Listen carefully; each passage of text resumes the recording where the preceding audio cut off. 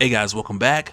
So with us returning to Al Ewing's Venom series, Ewing has returned for issue 35, which from here will take us into the Venom War that's been building up for quite some time. So before that gets started, we gotta see a few things fall into place, which is pretty much what this issue does here. But like always, if you need to get caught up from the beginning, I got a link in the description to the full playlist, just in case anyone needs a better understanding of how we got here. But with that said, if you're enjoying these videos, make sure to drop a like, subscribe if you're new to the channel, and don't forget to hit that bell up top to get all notifications so we can squad up in the comments for the first hour. Alright, so coming back, this picks up just after what we saw when Carnage popped up in the Garden of Meridius with the intention of killing every Eddie he could find, which eventually just resulted in him settling for the destruction of the entire planet-sized garden before Carnage made his way back to the present day. But for everyone who was left at the garden, this threw them all into the time stream as a result of the garden being destroyed. So now we got Wild, Human Symbiote Eddie, Tiro, half of Meridius, and Bedlam all just falling through the time stream aimlessly. But it's different now because they're all in their physical forms. And one of the first things we see when this happens is Meridius blaming all of this on the human symbiote hybrid Eddie Brock, which of course to Eddie that makes no sense because this was clearly the work of Carnage. And Eddie also points out how this was the one event in this whole mess that wasn't caused by an Eddie Brock. So out of all these things, this is the one thing Meridius wants to blame on him. So he's like, make it make sense. But also out here we got Bedlam, who's just going on about the all-blood necro spear and how respect should be put on its name, which right there has Wild like, okay, great, Bedlam's a fan, which is hilarious. But also when they notice that Carnage is not here with them, that in itself just lets them know that Carnage has power and control. And Wild even points out that that's a scary thing, because it proves that Carnage is better at this than they are, given the fact that they're all just free falling through the time stream in their physical form. But with noticing that they are in their physical form, this now has Meridius thinking like, oh great, that means I could choke out Eddie.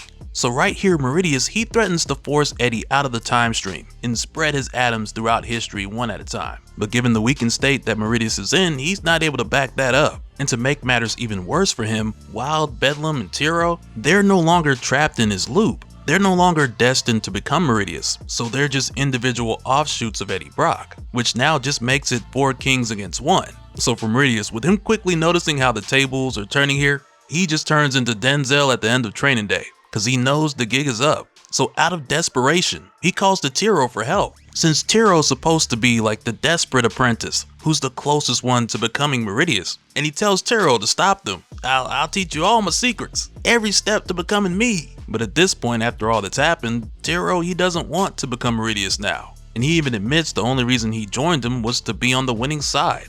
And after saying that, Tiro and everyone else here, they all push Meridius out of the time stream. But it doesn't spread his atoms all throughout history like he was threatening to do, but instead this sends him back to the Cretaceous period, where we see Meridius crash land and get bonded to a T-Rex, which at a first look might seem a bit random, and I mean it kinda is, but this actually explains what Dr. Doom and Eddie saw back in issue 25, when they came back to this same era and saw a venomized T-Rex already here, which was also revealed to us in that same issue to actually be Meridius. And I'll admit, at the time this just kinda had me like, why? But going forward, heading into Venom War, we'll know why this version of Meridius has an extra chip on his shoulder, in addition to what we saw recently during Blood Hunt, where Meridius really didn't care if the Venom symbiote lived or died. And we'll see more of that unfold in the upcoming weeks. But right now, when we go back to Eddie and the others, for a moment here, Wild is like, hey, did we just do the atom smearing thing to Meridius?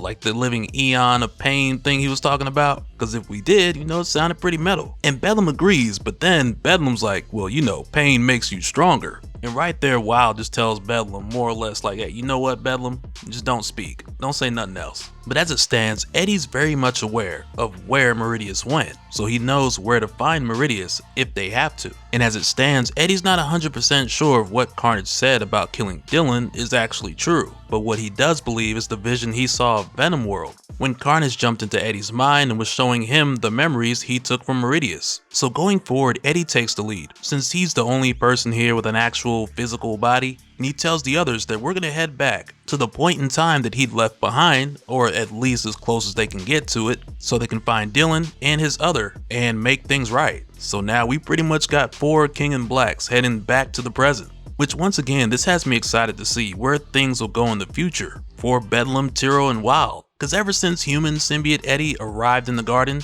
we knew the whole time loop was a wrap. So going forward, it's going to be really interesting to see how these other Eddies evolve now that they're no longer aiming to become Meridius. But after this, when we head back to the present day, it's here where we make our way to the Venom symbiote, who we last saw in the Blood Hunt tie-in, where at the time the symbiote found out that Dylan's still alive. There was the whole thing with the Lee Price Symbiote, the whole fight with the captive, as well as Meridius showing up and taking Lee Price. But out of all of that, the main takeaway for right now is the fact that the Venom symbiote's still in a weakened state. So now it's either got to do something about that, or it's gonna die if it doesn't find a host soon. And right now, one of the main things the symbiote keeps thinking about is the words of the captive, who more or less told the symbiote that they're pretty much the same. They're both predators. So for a moment here, the symbiote's tempted to just give in to that nature and be a predator by just latching on to some random guy and possibly helping him in the process so the symbiote can survive and get what it needs. But at the last second, it refuses to do so, because the Venom symbiote knows it has the choice to choose better and do better. So it just lets this guy go on about its way.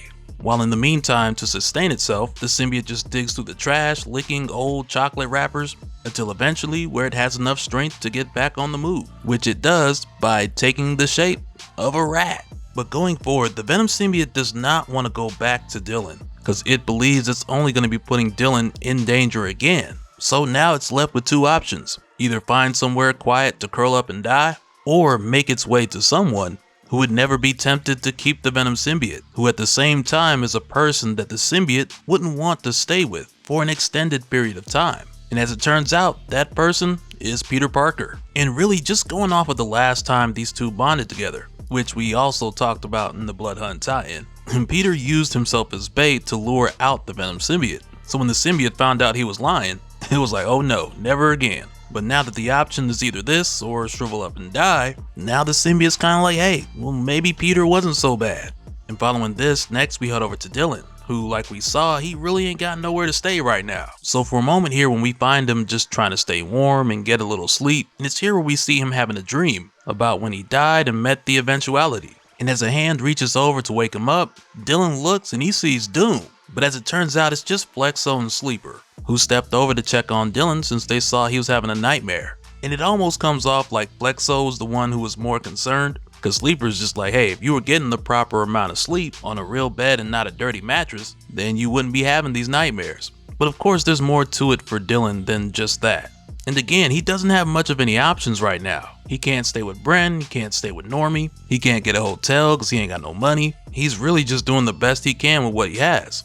So for a moment here, Sleeper tells him that he could use Hank Hensley, the sleeper agent he's been using since Extreme Carnage, to help Dylan out by using money from Hank's account, since Sleeper can still control him. And it's kind of creepy because Sleeper's like, all I gotta do is give him a little squeeze. Just say the word. But Dylan's just like, oh man, how about we just leave Hank alone until we actually need him? You know, kind of like last time Dylan almost died, which was before the time he actually died. But nonetheless, you can tell Sleeper is just trying to be a good brother, as crazy as his suggestion may sound. But following this, he asks Dylan to tell him what his nightmare was about. So Dylan tells him it was about Dad, or at least something that spoke with his voice. So Dylan just kind of runs through the conversation he had with the eventuality. But you can tell with the way how Dylan's describing it, he doesn't fully understand who he was talking to or even what he was told. And his nightmare pretty much played out the conversation how it went. Because when Dylan met the eventuality, it told him that he's dead. And he gets 5 questions. So Dylan asked, if I'm dead, what happens to Venom? To where the eventuality responded saying,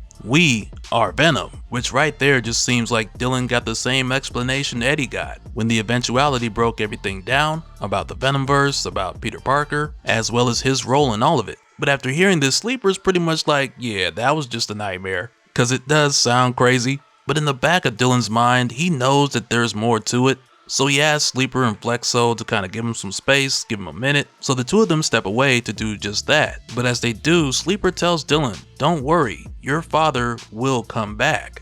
And just after they leave, someone else approaches, saying, "Hey kid," which at first this has Dylan thinking it's his dad, Eddie Brock, cause it kinda sounds like him. The silhouette's pretty close, so Dylan just starts going off about how he hasn't seen his dad since they tried to kill each other, which was back during Dark Web.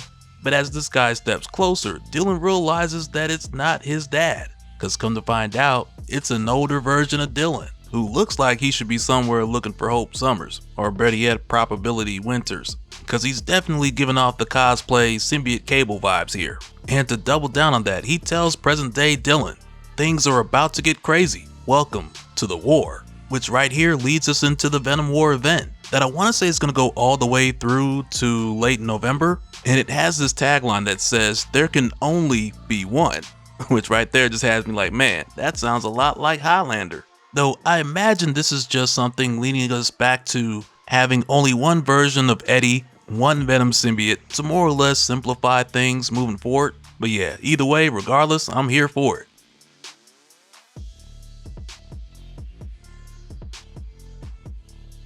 And so now real quick, I want to give a special shout out to all the patrons. Thank you guys for all of your support. And for anyone who's new here, who wants more information on how to support the channel, I got a link below where you can go to patreon.com/dopespill. But that'll do it for this one, guys. Let me know your thoughts down in the comments below, and we'll do it again on the next one. Alright, later.